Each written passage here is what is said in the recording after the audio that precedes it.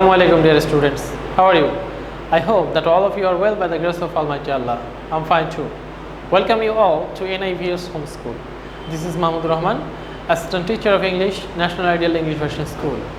Today I'm going to take an English class for the students of class 7. I'll take your class from English second paper, and our today's topic is right form of verbs. And this is your RW class. You have already got this class before. Today I will discuss this class again.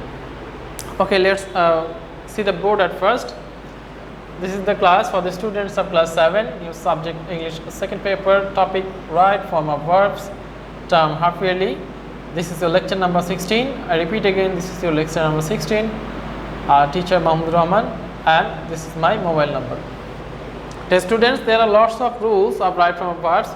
Today I will discuss on 10 most important rules of right form of verbs, and these 10 rules will cover 90% of your problems relating right form of verbs. The first rule, one thing you have to know, that before studying or learning right form of verbs, you have to have a clear conception about tense. Okay.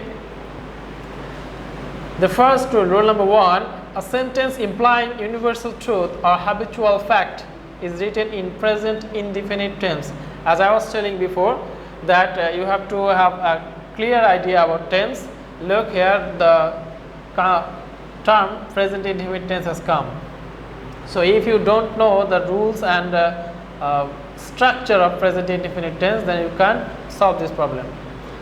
Okay, example, the sun rise in the east. Look, this is a universal truth, so the verb rise, the word in the bracket, will be written in present indefinite, following the rules of present indefinite tense. And we know that the structure of present indefinite tense is subject plus the base form of verb. That means the rise will stay as the verb, and if the subject is third person and singular number, then we add s or es with the verb. So here the sun is the third person singular number, we have to add s with the verb. So the sun rises in the east will be the answer. Rule number 2. A sentence with the adverbs always, regularly, sometimes, often, generally, usually, daily, occasionally, normally is written in present indefinite tense. This is another rules of present indefinite tense. Every day he walked 30 minutes at a stretch. Look here, this phrase every day. Here every is added with day. So it will follow the rules of present indefinite tense, and here the subject is third person singular number, so we have to add is with the verb walk. So it will be every day he walks 30 minutes at a stretch. Rule number 3. A sentence with the adverbs just, now, already, yet, ever, lately, recently is written using present perfect tense. That means if you find all these words and phrases in a sentence, then you will know that the verb will be written in present perfect tense, and verb of present perfect tense takes our auxiliary verb, and auxiliary verb have or has, and the main verb is written in past participle. So the finish their work just now. Look, the phrase just now, it indicates that this sentence must be written in present perfect tense. So they have finished. The structure of present perfect tense is subject plus have or has plus the past participle form of the verb. Here they is the plural form, so we have to take have. They have finished their work just now. Rule number 4. A sentence with words or phrases indicating past is written in past indefinite tense. That means if you find some words or phrases that indicate the past time, then the sentence must be written in the rules of past indefinite tense. For example, yesterday again, long ago, long since, once, once upon a time, last plus night, that means last night, last week, last month, last year, etc. If you find these words or phrases in a sentence, you must write the sentence in past indefinite tense, and the structure of past indefinite tense is subject plus past form of the main verb plus extension. So he come home yesterday. Here come is the main present form of the verb, so we have to make it past. He came home yesterday. Another example is here, once he be a prosperous man. In the bracket, be indicates 8 verbs, that means the be verbs am, is, are, was, were, be being been. Here once indicates, this word indicates that this sentence should be written in past indefinite tense. So we will take be, the past form of be verb, that means was. And why we take was? Because the subject is singular form. So once he was a prosperous man. If the subject was written in plural form, that means if it's they, then we should take were. Rule number 5, this is very important. Past perfect plus before plus past indefinite. That means if in a sentence, if you find before, then the past perfect tense will be written before the word or conjunction before, and after that the past indefinite will be written. And the second one is past indefinite plus after plus past perfect. That means past perfect tense is written before the word or the conjunction before and after the conjunction after. That means if I give an example, it will be clear. The students, for your better understanding, I have used both the examples same for two several structures. I have written the same example. The students enter the class before the teacher came. Look here, you have to change the word in the bracket. Here the word or conjunction before. So you have to, there are several clauses. The teacher entered the class and the teacher came. There are 2 clauses. You have to make the first portion in past perfect tense and the second portion in past indefinite tense.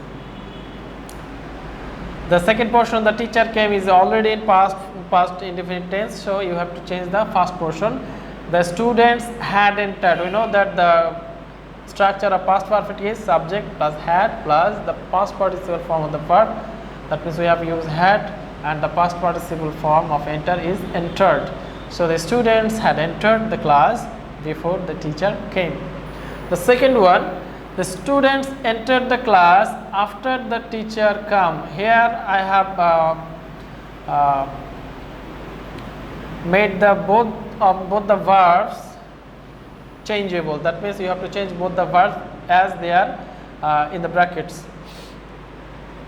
So look here, the word or the conjunction after.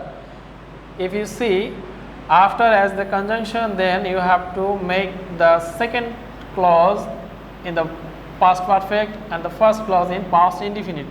So the students entered, the entered is the past form of the verb enter, the class after the past participle form of come is also come, and you have to add had after the teacher had come, because the structure of past perfect is subject plus had plus the past participle form of the verb. Okay, I think you have understood this rule. Rule number 6, singular verb is used after the subject, each, every, one of, etc. That means if you find each, every, one of, etc. as the subject of the verb sentence, you will make or you will take a singular verb. Everybody want to be happy. You have to change the word in the bracket. That means this is the verb. Everybody wants. as I have told that every, each or one of, etc. all indicate singular subject, so you have to take singular verb, and this is third person singular number, you have to add extra s with the verb, so everybody wants to be happy. Now there are three important rules we will discuss about conditional sentences. There are three conditional sentences in English grammar: first conditional, second and the third conditional, and all of these conditionals start with if. Rule number 7: if plus present indefinite plus future indefinite. That means the sentence starts with if, will take present indefinite and then future indefinite. If I give an example, it will be clearer, and for your better understanding I have chosen a single example for the three rules. If you come, I go. So you have to change the verb in the bracket. If you come, look here, if you come is in the present indefinite, that means this is a present indefinite plus future indefinite. That means when the first portion or the first clause is in the present indefinite, you have to make the second clause in future indefinite, and the structure of future indefinite is subject plus shall or will plus the present form of verb. So it will be if you come, I will go.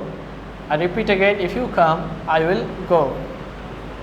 The rule number 8: if plus past indefinite plus subject plus would, could or might plus verb present form.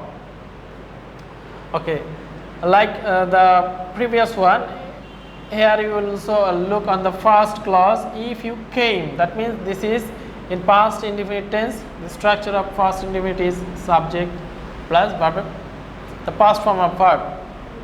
So if you have found that this is in past form, you have to make subject. That means you will write down I, would, could or might, anyone, and then present form of verb. That means if you came, I would, the verb in the bracket is go, and it will sit here unchanged. So the sentence will be if you came, I would go. Rule number 9: if plus past perfect plus subject plus would, could, might plus have plus past participle of the verb. Look at the example. If you had come, I go with you. Look, the first clause of the sentence, it is written in past perfect. The structure I told you before, subject plus had plus past participle of verb is the structure of past perfect. So we have to take subject plus would, could or might, then the past participle, then have, and then past participle of the verb. So the right form of verb in this sentence will be if you had come, I would have gone with you. If you had come, I would have gone with you. The last rule, rule number 10: present form of the verb is used in the sentence after modal auxiliary verbs. There are some modal auxiliary verbs: can, could, shall, should, will, would, need, dare, must, may, might, etc. There are many. Ought to, have to. Okay, after all these verbs, we have to use the present form of main verb. Okay, for example, you should study regularly. So should is a modal auxiliary verb. After this auxiliary verb, we have to take the base form of the verb. So the sentence will be you should study regularly. That means the verb will be unchanged. Look, the second one, we must follow the rules of hygiene. So here must is the modal verb, and we have to change the verb in the bracket. As modal verb is used in this sentence, the verb in the bracket will be unchanged. We must follow the rules of hygiene. The last one, he could do the work. Do is the verb in the bracket, and it's given to change, but as could is the modal verb, it will be unchanged. So he could do the work. So that's the 10 rules most important rules for right form of verbs. So my dear students, I think you have enjoyed this class very much and well understood the rules of right form of verbs. It will be very helpful for your exams and your other freehand writings also.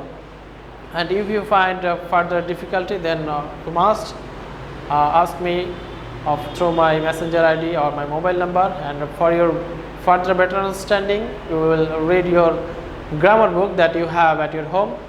Take care of yourself. See you in the next class. Allah Hafiz.